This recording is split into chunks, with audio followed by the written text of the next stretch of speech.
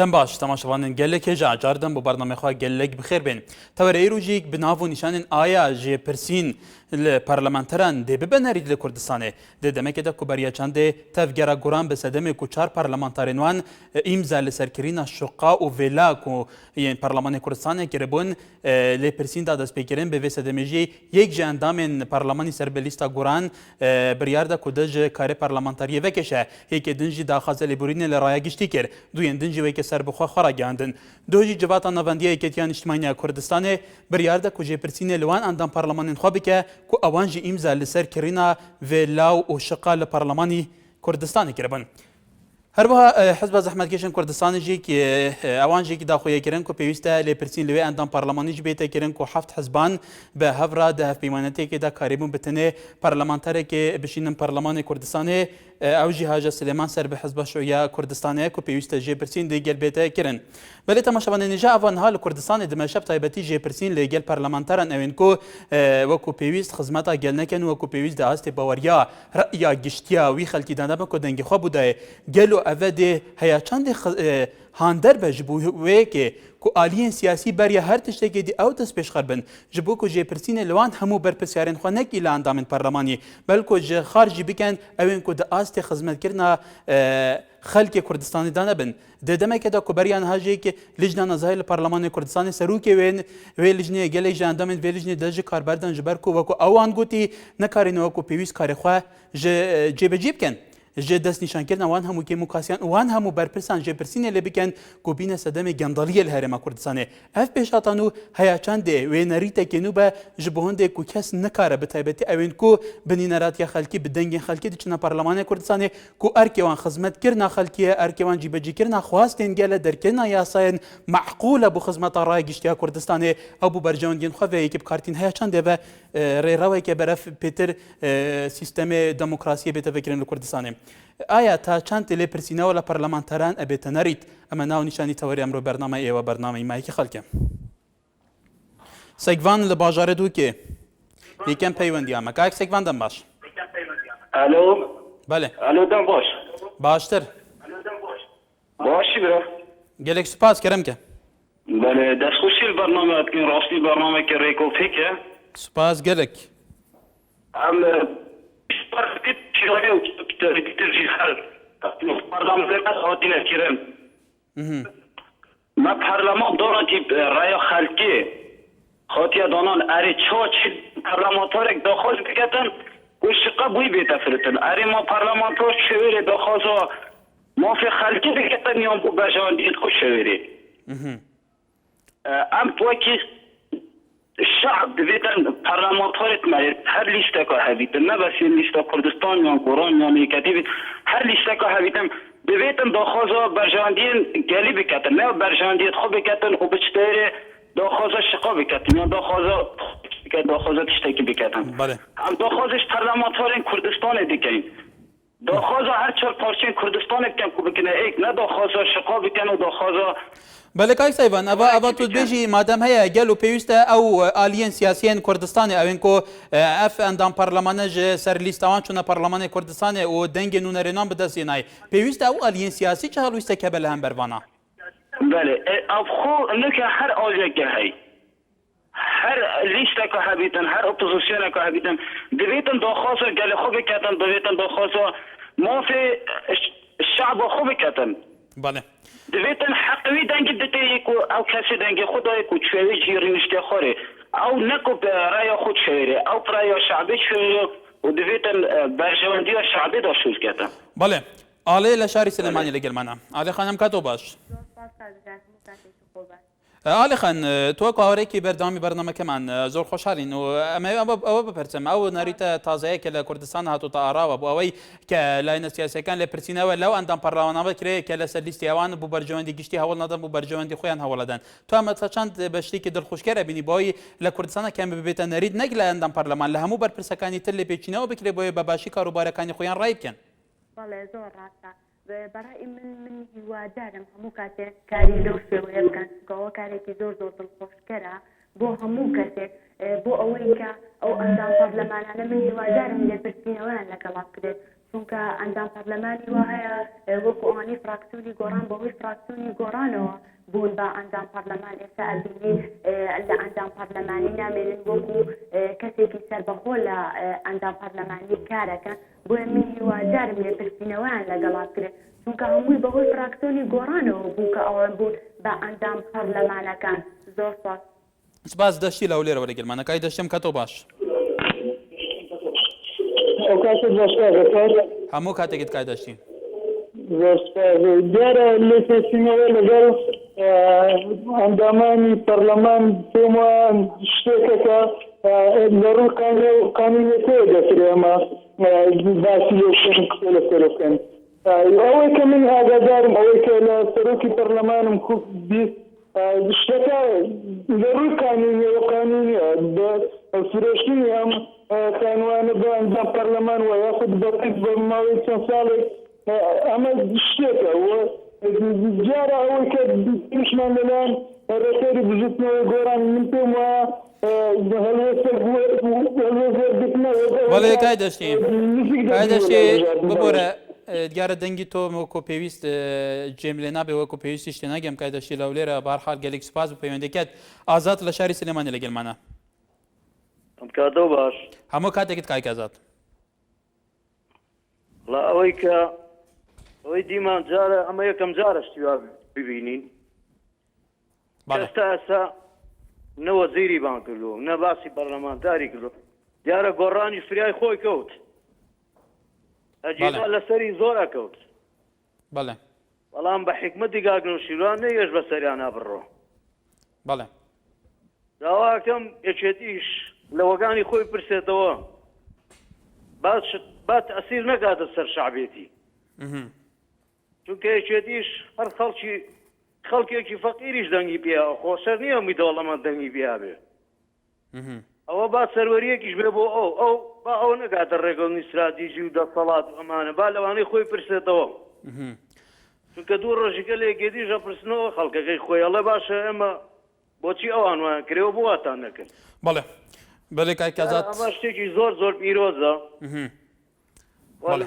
سوەلەو لەسەر گۆڕانیش کۆ بڵێن چەند وەقت پەرلەمانتارێ واکەن و واکەین وەمانە بەڵام خەڵک چاگەزانێ نیازیان چی بوو بۆیان سەر نەچوو بەڵێ کاکەزات لە سلێمانی سوپاس بینەرە بەرەزەکان لە ئێستادا لە کوردستانە زیاتر لە 2500 داواکراو هەنا کە هەندێک لەم داواکراوان بەرپرسە باڵەکانی ئەم حەزبانە لە هەرێمی کوردستانن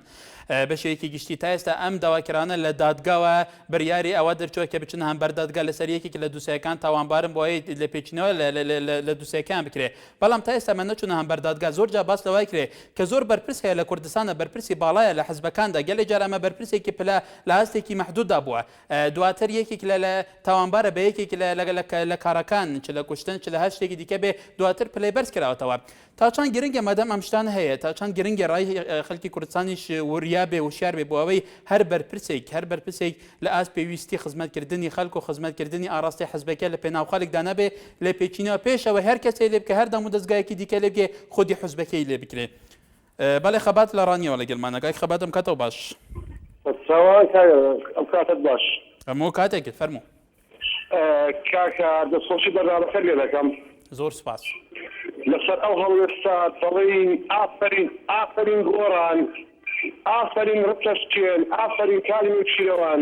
کە بەڕاستی هەموو داهێنانێک و ڕچەشکاندنێک بەس لە خۆی دەوەشێتەوە بەڕاستی ئەوە هەنگاوێکی زۆر زۆر پیرۆز بوو کە لێپرسینەوە لەو پەرلەمانتارانە لەسەر ئەو شێوەیە هەر وەکو چۆن هەموو ئیمتیازێک هەموو شتێک کە لە کوردستان دەدرێت هەموو کەس دەڵێ خوایە لە تۆ لە گۆڕان بەزیاد بێت بەڕاستی ئەو نەریتانەی کە گۆڕان دایدەهێنیت یعنی هەمووی خەباتی مەدەنیانەی سەردەمیانەیە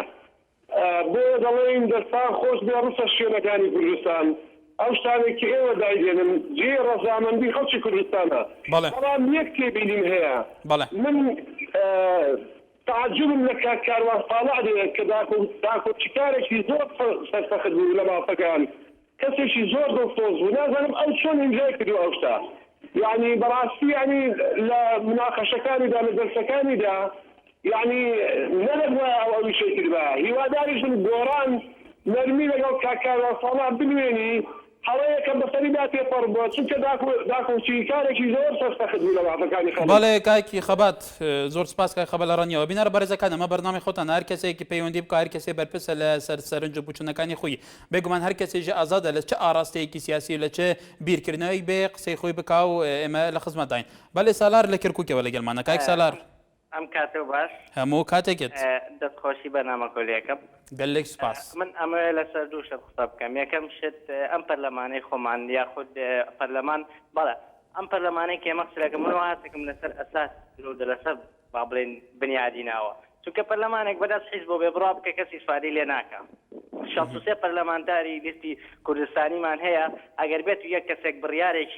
کەسێک بڕیارێک بدا 62کەی ترارێ ئەشهد و مابیلا وایە ئەمە چی پەرلەمانێک ئەگەرا بێ لە وڵاتانی غەرب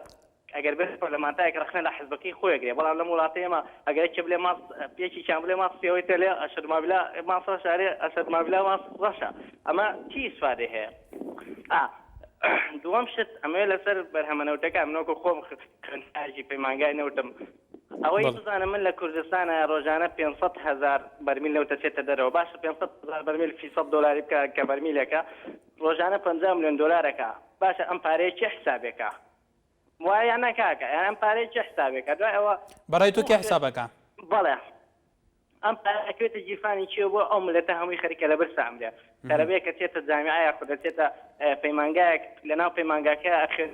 بیر لەوە ناکاتەوە کە تەعینە بێ یاخود پێچیە بێ بیر لەوە کاتە باشە پەیمانگاکەی تەواو یاخود کۆلێژەکەی تەواو بوو ئیش چی بکە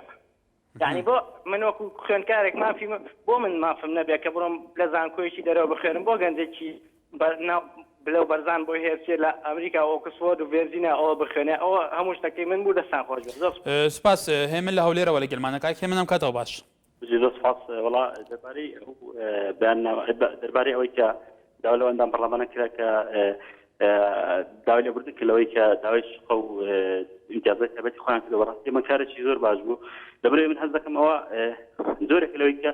سیستەمێک دێنتەکەوە کە کلتوری دادپەروەری دروست بێ بۆ نمسەم برادرانی چێتی ئێستاکە گەیشتنەوە قەناعەتێکی داوای لێبوردن ئەندام پەرلەمانەکان داوای لێبوردن کردەوەی کە داوای شتانیان کرد ئەمڕۆ کە ئەندام پەرلەمانێکی بستنەوەی ئیسلامی داوای لێبوردنی کردووە کەواتە هیوادارم برادرانی پارتیش بە هەمان شێوانی ئەندام پەرلەمانی دەستی زەردی بە هەمان شێوە داوای لێبوردن کرد ئەم جۆرە کلتوریە بەڕاستی شتێکی باشە بۆ کوردستان و ئەمە دەبێت خاڵێک بۆی کە نەک لە پەرلەمان ئەم مەسەلە لە حکوومەتیش لە هەموو لایەنەکان لەو پاش ئەگەر کەسێک بەرپرسیارەتی وەرگری ئەوەندەی خەڵکی خەمی ملەتی بێ خەمیەوەی نەبێکە پارە و کۆمەڵێک دەستکەوت و لە پاشەوە خەرنشین دەکرێت بۆ کۆمەڵێک پارەوە دەستێتە ماڵەوە. بەڵێ باوکی هەڵمەت لە مۆسەڵ لەگەڵمانە باوکی هەڵمەت ئەنکۆ باوێ هەڵمەت هێوارەت باش بەرای بەڕێز باشتر گەلێک سپاس دەگە دەرفەتمان بدێ چاپێن ئەوگەمانێ تابینی قسەکەمانەوە لەگەڵ بکەین جەنابەت لێمانە بڕی نەنایمە لە تەلەفۆنی هیچ کەسێ نابڕین لە خزمەتداین وەڵی تەوەرەکەمان مامە سەرەسە تەوەری پێشمەرگەیە بەس ئەگەر بە کورتی لەبەرەوە تەوارێکی ترە و پێشمەرگەیە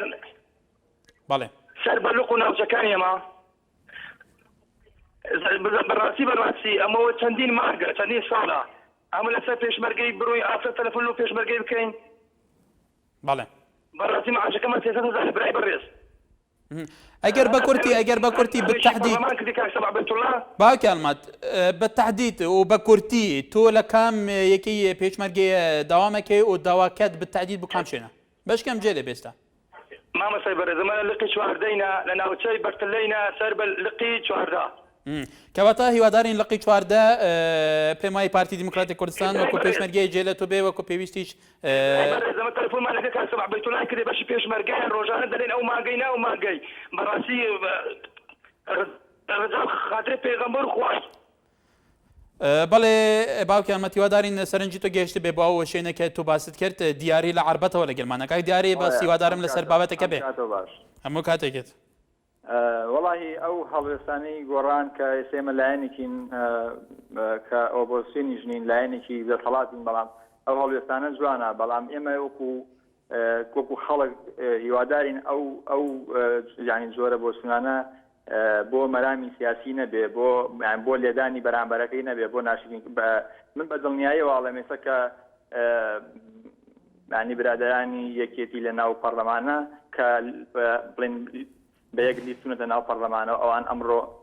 مووقیفیان جیاوازە بە دڵنیاییەوە تەنها ئەوەیە کە سەرۆکی پەرلەمان پارتیە ناگە سەرۆکی پەرلەمان پارتی نەبوایە و بڵێن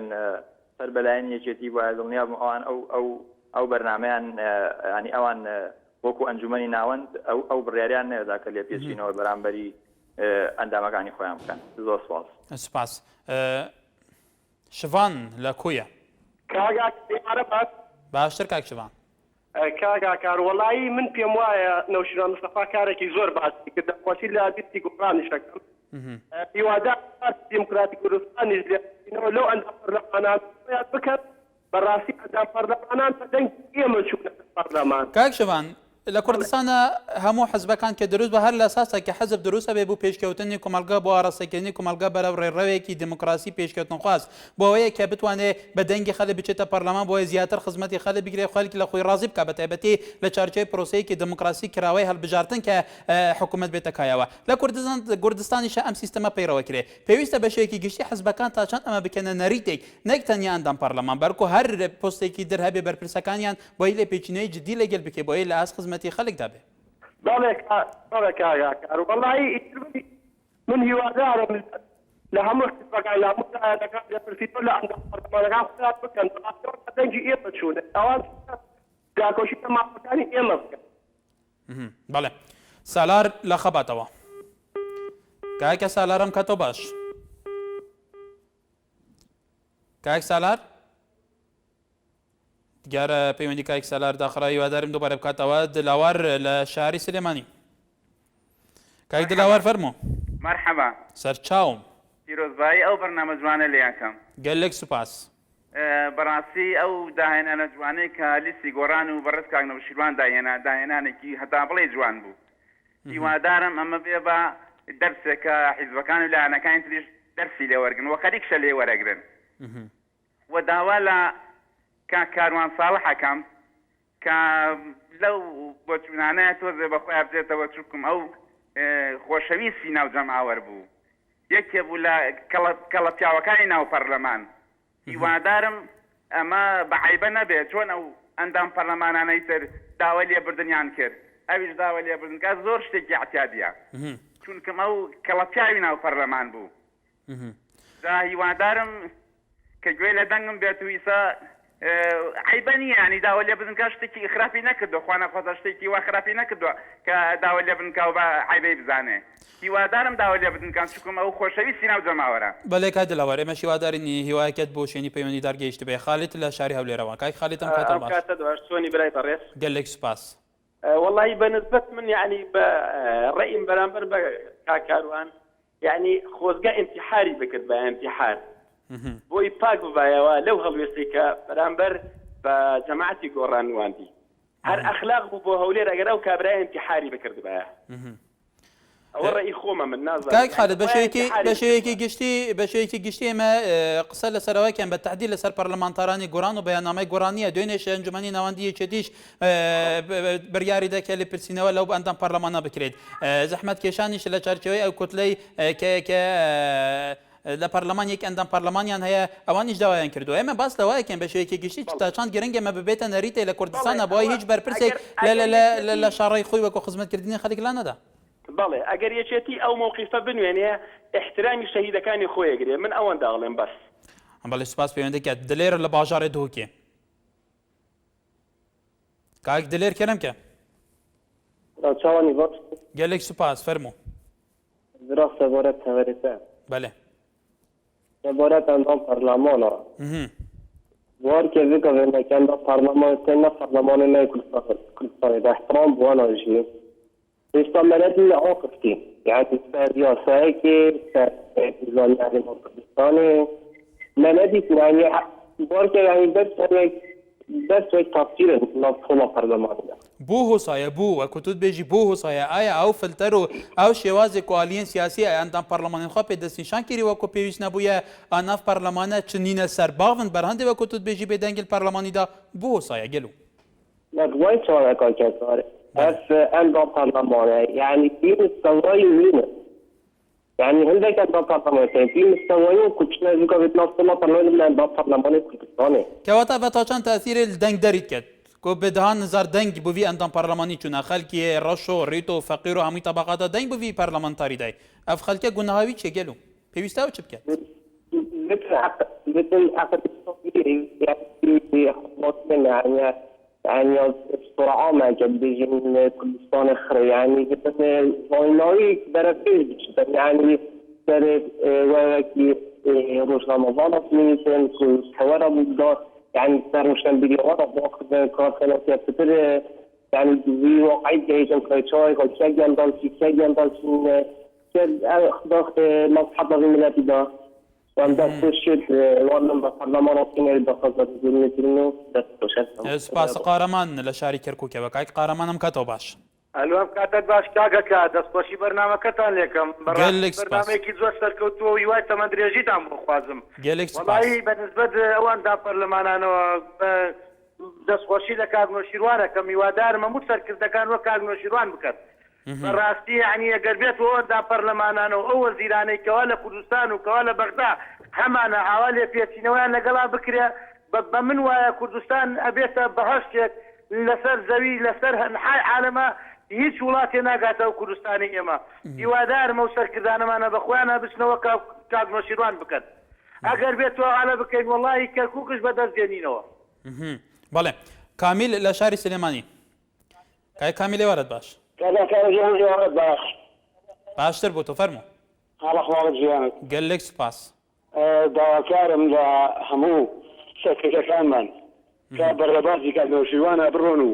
بتوانن ئەنجام پەرلەمانەکانیان بەو شێوەیە لە هەموو کێشەیەک لە هەموو تەڵەباتێکی خۆیان شەخسی ئاوا لە پرسیارەوەیان لێ بکرێت و ئەوە محاسەب بکرێن و چونکە کاگنۆشیروان بەڕاستی پیاوێکە کە لە پیاوێکە داهێنەری شۆڕش و دروستکەری یاسا و دروستکەری نظامەکانی کوردستان و ئینشاءڵڵا بە پشت بەخوای گەورە کوردستان بەرەو پێشوو بەرە پێشتر هەڕوات. بەڵێ سوپاس بینەرە بەڕێزەکانێم ڕێزمان بۆ هەموو سەرکردەکانی کورد لە هەموو ئاراستە و بۆچنە جیاوازەکان و ئەحزابە جیاوازەکان لەو پەری ئەلمانی بۆ ئەو پەری ئیسلامی لەو پەرینەتەوەیمان هەیە ئێمەش بەرنامەکەمان کراوەیە هەر کەسێ ئەتوانێت سەرنجی خۆی بە شێوەیەکی ئازاد نیشان بدا کاروان لە شاری سلێمانی ئەم کاتە باش هەموو کاتێکت ئەم باسی من عید بە بەرنامەکە ئێوە بەڵام من داواکاریم لە حکوومەت ئەوەیە شەڕی ناوخۆ با بەس بێت با بەس لە شەڕی ناوخۆ کورکوژی بەسە ئەگەر ئەوان نەماوە شەڕی ناوخۆکەی نەماوە دەمێک سنوورەکان لە ناپاک بپارێزن بەڵێ شەڕی ناوخۆ بەسە ئێمە هەموومان کوردین عێراق و ئێران و ئەمریکا بێ هەر هەمووی هەر کوردە لە هەر شوێنێ کورد هەبێ ئەو کەسەش کوردە ئێمە با کورتکوژی بەس بێت بچێن سنوورەکان بپارێزین بەڕای من ئەوە ڕای منە بەڵێ هیوادارین ڕای تۆ بۆ هەموو لای گەیشت بێ بەختیار هەر لە شاری سلێمانی کاک بەختیار لەسەر تەوری ئەمڕۆمان فەرموو کاکەکەم کاتێ ڕاش هەموو کاتێکی جەنابەت دەستخۆشیەوە لە یەکەم گەلێک سوپاس وەڵی کاکەجا من زۆر داوا لە هەموو پەرلەمانتارەکانە کەمەوانەی ئیمزایان کردووە گەز دەکات پێشنەوە لە بەرەی نوێنەرێ باسەقینەی خەڵکن ئەمە یەکەمیان دوو هەمێنیشیان ئەمە یەکەم جاریان نییە ئەگەر یەکەم جار بێت قەیناکە من خۆم شەخسی خۆم گەڵەتێکم کردبوو لەسەر ڕاوماسی پێرێ مەحکەمە بوو بای 5,000 ماسیم گرتبوو لە سوورقاوشان لە دووکان قەسەم بە گەورەیەکوا بە 5 نەفەر 21 گۆرەکەیان گرامە کردی کە هیچمانە پیامانایە تەلەبەی پۆلی شەشە لە ماوە یارمەتیێن بۆ قانون بۆ فەقیر و هەژارەکە و لە قەوماوەکە و داماوەکە ئەبێت بۆ ئەندام پەرلەمان و مەسوولەکان نەبێت بەڕای تۆ ئەکرد نفسی کە بۆ تۆە بۆ کاڵێ بای 5,000 دینار ماسیت گرتووە لێ پرسیینەوە لە بەردەم دادگاڵەتی کراوە پێویستە لە سەراسێکی باڵابی چی لێ دێ وڵات بەرەو چی ڕاستی لە سەرۆکی دادگا ئەەکەم کە لە پرسیینەوەی لە من کردووە بەڵێ بە مادەی ساڵی 1970 مادەی 28 فەقەرەی 1 من ڕازیم بۆ قانون لەبەر غەڵەتم کردو بە مۆلیدە چون ڕۆماسیم کردووە دام بە غەڵەتی خۆمانێم لاریم لێ نییە بۆ بیستە گۆرەکە گرامە بکرێتە کابراایەکی حەماڵم بۆ ئەم هەموو دە لە کوردستانە محاسەبە نەکرێت من دەستخۆشی لە سەرۆکی دادگا ئەەکەم قانون با سەروەدەبا بۆ هەموومان بێ وەڵڵاهی قەرزم کردووە بە خاومان نایە لەبەر ئەوەی سەرپێچیم کردووە بەڵێ کاک هەموو خەڵکە لە حەبەی چوارە کوردەکەتیان نەگرت. بەڵێ کاک بەختیار هیوادارین ئەو هەموو داواکاریەکانێتەوە ئەو هەموو داخوازی تو بۆشینی پەیوەندی دارژی گەیشت بێ. دوایەم ناوبەرە لەسەر هەمان تاوار پێکەوەین. دووبارە سەڵاو بەڕێزانە لەسەر تۆری کۆمەڵەتی گەرە چەند کۆمنتێکمان بواتەوە ساکار حەسێن ئەڵێ گۆڕان سلماندەیە کە دەیەوێت پێشنگ بێت لەم داهێنانە بە هێوای لەسەیکردنەوەی کاری چاک. هەروەها کوچەر ئەحمەد ئەڵێ هەموو لایەنەکان وەک یەک بن هەر ئەندام پەرلەمانێک نەبێت بەڵکو هەموو کەسەکانی تریش بکرێتەوە لە خوارەوە. هەروەها ڕێبەر دووری ئەڵێ دەبێژە بەڕاستی پارتی داهێنەرە لە پەرلەمانی و هەموو بارەکانین دنجیگەکۆ ئەو دەبێژە. بەڵێ تەماشاوانن هێژا دایکی هەدیە لە سەی سایق لە گەلمانە پێم وایە دایکی هەدیەم کاتەوە باش باشتر فەرموو وەڵی کاتێکیان من بەڵێ یەک پرسیارمە بوو فەرموو لە خزمەتدام خۆشبی بژیت زۆر مەمنونم بۆ بەرنامە جوانەی پێشکەشتان کردو داتان ناوە دەستخۆشیتان لێ یەکەم بەڵام ئەبێ مەسئولەکانی ئێمە و ئەوانەی کە تۆزێ پلەپایەیان دەستەکەوێ خێرا گومڕا نەبن لە خۆیان ئێمە هەمومان هەر کوردی بەڵێ هەمومان هەر کوردی بۆ ئەگەر شتێکشمان بێ با لە ناو خۆمانە بێ و کێشە و چ دروست نەکەین بۆ حکوومەتەکانمان و بۆ حیزبەکەمان و زۆر دەستخۆشی لە نەوچیوان مستەفاکەم و بۆ ئەو بەرنامە جوانە دایکەوە خەڵکی زۆر پێشوە لە ئەمسات زروفە ناسکە. بەڵێ دایکی هەدیە لە سەی ساق سوپاس پێوەند دەکات شەریف لە شاری سلێمانی لە گەلمانە ئەم کاتە باش هەموو کاتێکت کای شەریف کاکی ژان بەتەوە تۆ دەخۆشی لێەکەم من دوو بۆ چوونم هەیە براکەم بەڵێ وەڵای من بەڕای خۆم داوا لە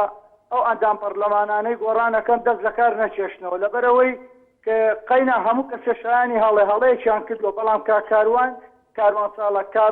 کابراایەکی زۆر چالاکە ئەندا پەرلەمانێکی زۆر چالاکە لەبەرەوە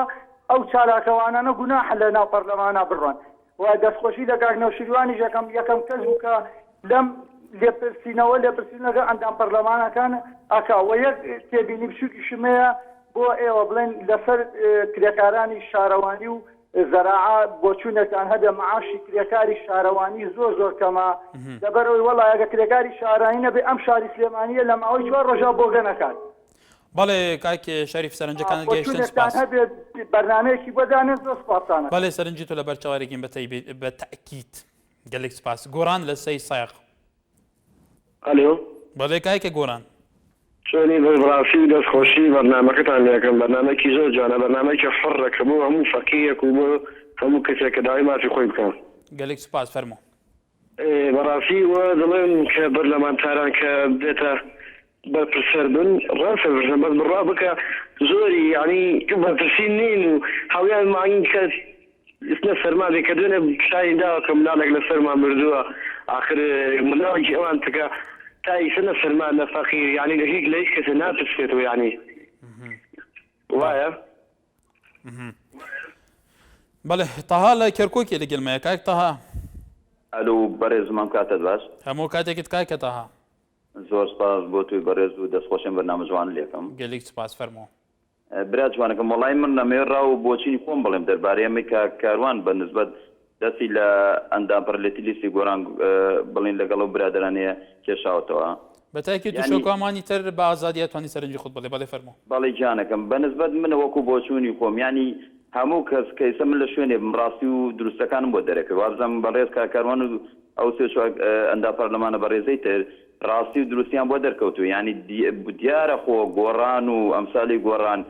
ڕاست ناکەن لەگەڵ میلەتە ینی براکەم من شەنێ لە ناوتوە بم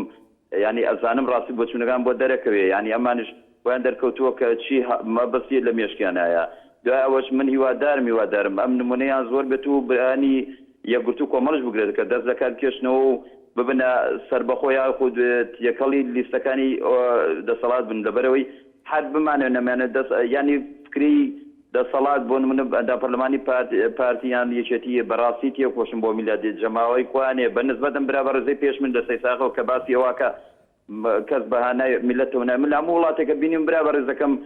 میلەت حکومەت بەخیەوەکە بەڵام لێرە حکومەت میلەتیش بەخیەوەکەمان ڕازینی بە نسبەتەوە برادەرۆڵی لە چمچما منداڵێک وفاتی کرد بەوەنێ سەرمەکاکە من ئەو ماڵا ناسم و بیستومە کە واللهی بە هەردووچیان 600,000 ڕاتبیانێ لە حکومەت دوای ئەوەش حکومەت خانووی داواپیان دوای ئەوەش ئەم ماڵک خۆیان خەمساردن ینی هەرچیان ینی شعوریان نەخۆشن هەرچیان من ئەو دوو ماڵە بیستمانەتەوە ینی حکومەت چی بکە کاکە لە میلەت چی بکە والله مسلم پێدی ئەدەم کاکە ئێمە ئێستا بۆ نمونە ئاڵێ کاکە لاقتەکە ماشکا ئاڵێ خەتای لاقتێ ئیزاگەشکە ئاڵێ وڵا خەتای سەرۆکی هەرێمە مە کاکە مە مەڵە کەسە ئەمانەی کە ناڕزای دەربڕن بەرامبەر حکومەت و سەرۆکی هەرێمە ئەمانە کەشی يعني او حقد وجار لدلينا ما ويشرينا اخو او انه اكسانك اتا يسحز بشرنا اخو بلا مسزانني تشتي بارتي ريكوتونو اتفاقيه استراتيجيه بيننا امن اكسان الدعوه شرينا اخو كان يعني كازان شرينا اخو نابتوا مجبور انا بو غوران ويغتو من براي قوم قناتي قوم بله فاخر لشم شمال ولا كلمه كايك فاخر كايك فاخرم كاتو باش كايك فاخرك جيل دنجمه كايك برهان لشم شمال وكايك برهانم كاتو باش كايك برهان يك برسم لتويا بحكمه ولا شمالي آية او مناله صوايا كلا مانجي كوبينش روج بو لانه باش هنا كيا مرت آية سببك تشيبو او مالي دايكو باوكي او مالا آية راستا نزيك الشخصات زاريانا يعني كم ترتو وكولا شمالي جي زانياري لسراب خزانه هي والله براي برزم خوي همو سبب غني خلقك فقيه كس اوراني نادا توا خلقي فقير زور لمسلولا اجبته بالضبط ما بس يا مالك بالضبط ما بس يا مالك كمنال كان لبرسرمان بوني سو 80 جاني لدزابو والله استبارت بو من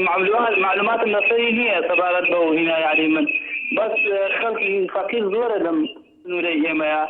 داول حكومة قامنية بحموش شوي هذا خلق بدل بله ولا سألت ورقة فرمو ده خوشيش ده خوشيش ده برنامج أنا جنبراتي برنامج ده أشتكي زور وزوانه ده مكان مني اشتجاتي ده بس يعني بله لا خدمتي وده هر شيء بيوز بك بو خدمتي وأماكن سپاس احمد لارانیا شو باش كاك احمد شو باش باشی برای برای قال لك سپاس ممنون سپاس بو او برنامج جوانی که پیشکشی لگه برای گورا قال لك سپاس كاك احمد براستی برنامجی زور جوان و شتکانشی لذی خوانه زور سپاس فرمو سبب بتورکش تمولای توریکی زور جوان ابجاد براستی امرو من پێم خۆشە ئەو تەوەری ئەمڕۆ خەڵک یعنی بە تایبەتی کار بەدەستان یعنی سوودی لێوەرگرن بەڕاستی ئەو لێپرسینەوەی ئەندام پەرلەمانانی گۆڕان یعنی با بکرێتە سمبولێک با بکرێتە بەرنامەی کار بۆ هەموو داهاتووی کوردستان یعنی وەجێگەی دڵخۆشیە بەڕاستی هیوادارم ئەندام پەرلەمانەکانی کەتیش ئەوە دەنگێک هەیە کە ئەوانی لێپرسینەوەیان لەگەڵدا دەکرێت هیوادارم یعنی هەموو ئەندام پەرلەمانەکان کە شتێکی ئاوا دەکەن یعنی بەسەریاندا تێنەپەڕێ وەکو ئەندام پەرلەمانەکانی گۆڕان لە پێشیان لەگەڵ بکرێت بۆ ئەوەی داهاتووی کوردستان داهاتوویەکی گەشتر بێ لە ئێستا بۆ ئەوەی ئەو شتانێک کە تا ئێستا بەدەستمان نهێناوە ناو سەدابڕێنراوەکانە کۆمەڵێک یعنی کێشەی گەورەمان ماوە ئێستا بەدەستمان نهێناوە بەدەستی بێنین بەڵێ باوکی ئاری لە شاری هەولێرەوە لە گەرمانە باوکی ئاری ئەم کاتەوە باش کاتەباز زۆر باشی گەلێک سوپاس لەسەر تەوەری ئەمڕۆمان فەرموو بەڵێ زۆر سپاس بەرنامەکەت دەکەم تەوەریشی جوانە بەڕاستی ئێمە چی نازانم چی بڵێن ئێمە چاومان لە پەرلەمانەکە ببێتە وەکو دەستگایەک بێت وەسەر حکوومەت و هەموو ئادام و دەستگاکانی هەرێمی کوردستان کەچی پەرلەمان خۆی گەندە دەڕێتێ ئێمە نازانم ئیزڕەسایی چی لە پەرلەمانە بکەین کە تەماشا دەکەین سەرۆکی پەرلەمان دوو ڕۆژ سێ ڕۆژی ماوەتە ئەوە بێ دەستگاکان کێشە دەکەین ئیمتیازات و هەموو شتێک بەسەر لایەن گران و هەواڵی دۆستانی خۆی دابەش دەکاتن ئێمە نازانم چی بڵێن داوا لەو ئەندام پەرلەمانانەش دەکەم کە نەک بەس نییە بڵێن داوای لێبوردن لە خەڵک بکەن داوا دەکەم ئیجراعاتیان لەگەڵ بکرێت کە داوای ئیمتیازات و چشتی خۆیان بۆ خۆیان مافی خۆیان دەکەن بەلەوان دەنجی خەڵک چونە ئەم شوێنە بۆی بەرگری لە مافی خەڵکە نەک ئیمتیازات و چشت بۆ خۆیان دابکەن بەەوەی دەنجی خەڵک خۆیان بگەینە ئاستە کەس بەیانی دووبیانی بچنە شوێنێکی بەرزتر لە ئەوەی بەڵێ باوکی ئاری لە هەولێرەوە هیوادارین سەرنجی تۆش بۆ شوێنی پەیوەندی دەرگەشتی بێ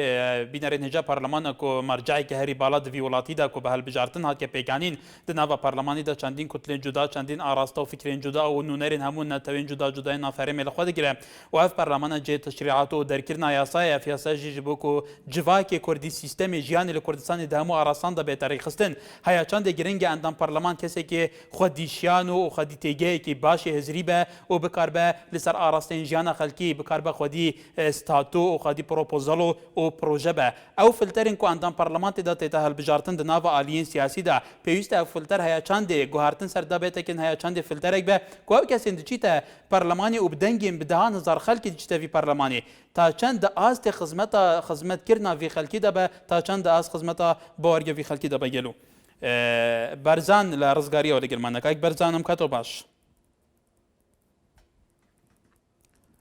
که برزان یاره که برزان لسر خطنا ماوا احمد لشینوا شوانی کیانه زور سپاس که احمد فرمو باش که سلامتی زۆر سپاس ئەو برادرانە شێوە لەو ئەندا پەرلەمانانە ئەندا گراندۆکەرە لەوانە ئەندا پەرلەمانە فەقیرانە بالێیان گەڕێن با فراکسیۆنێکی بەخۆ پێک بێنن لێ قەچیەکە وەنی ئاخر ئەو بۆ لێیان ناگەڕێن هەر کەسێک گەر شتێکی سەربەخۆشەکە خەڵک لێی ناگەڕێ خەڵک وا سەرکۆنەی دەکات لە هەموویەوە تەلەفۆن و تەلەفۆن کاری لە بالێیان گەڕێن لەو فەقیرانە ئەوە گارە ڕای خوانە پیان خۆشە سەربەخۆ بن فراکسیۆنێکی پێک بێنن قەچیەکە بەڵام ئەو شێوەیە کە ئەو پەرلەمانتەرانە باس لەوا کرد کەوان ئیمزایان لە سەرکردنی شقا و vêlakانی پەرلەمان کراوە کە ملکی گشتیە پێویستە ئەم شێخە ڤلانە بۆ ئەوە هەر خولێکی پەرلەمان ئەندام پەرلەمانەکان بچن لە ناویان دانیشن تو ئەمە چۆن لێکە دەیتەوە ئایا پەرلەمانتەر پێویستە بۆ خزمەتی گشتی خەڵک هەوڵ بدا ئەن بۆ بەرژەوەندی تایبەتی بەڵە بەڵە بۆ خزمەتی گشتی بۆ خزمەتی گشتی وڵا بۆ خزمەتی گشتی بەڵام ئەگەر ئەوانە جارە شتێکی وا بێ شتێکی فراکسیۆنێکی سەر بەخۆ بپێک بێنن چ زەرێکی تێدا قەچ دەگا ئەوانش فەقیرە قەچ دەگا با جیابن دەستخۆشی سپاس کاک ئەحمەد جەبار لە کفریەوە لەگەڵمانە چاکی براگیان دەستخۆشی لێتم بۆ بەرنامەکەت گەلێک سوپاس کاکە جەبار وەڵایی بەرنامەیەکی زۆر جوانە و دەستخۆشی لێتم بەس پرسیارێکم هەیە فەرموو بۆ برادرەوە لە کەرکووکەوە تەلەفۆنی کرد دەربارەی ئەو ئەندام پەرلەمانانە وتی کە وازیێن وانە دەستیان خۆش بێ ئەو دوو ئەندام پەرلەمانەیش وامانەوەتەوە پیرۆزی ئەوان کرد بەسەوە نەمەیە بەڵێ ئەو دوو ئەندام پەرلەمانەی پیرۆزی ئەوان کرد بەڵێ سوپاس بۆ پەیوەندیکەت کاک جەبار هەر کەسێ پەیوەندی بکە ئازادە سەرنجی خۆی چۆن دەربڕێ لەسەر چه ئاراستەیە بێ چۆن بیرە کاتەوە ئەوەم بەرنامە ئێوەیە ئێوە سەرنجی خۆتان دەرەبرن و ئێوە بیرو بۆ ئازادن بە شوێی بیر و بچنی خۆتان دەرەبرن ڕزگار لە کفریەوە لەگەڵمانە کاک ڕزگار لە سلێمانی کاک ڕزگار لە شاری سلێمانی ببوورە کاک ڕزگار تا بەندەوە پەیوەندیشە ببوورە گەر بە کورتی سەرنجی خۆت بگەینی باش کاکە دەستخۆشی بەرنامەکە لێکە گەلێک سوپاس وەڵاهی بەنسبەت ئەم ئەندام پەرلەمانەوە کە محاسبە لێ پرسیان لێکرد شتێکی زۆر زۆر جوان و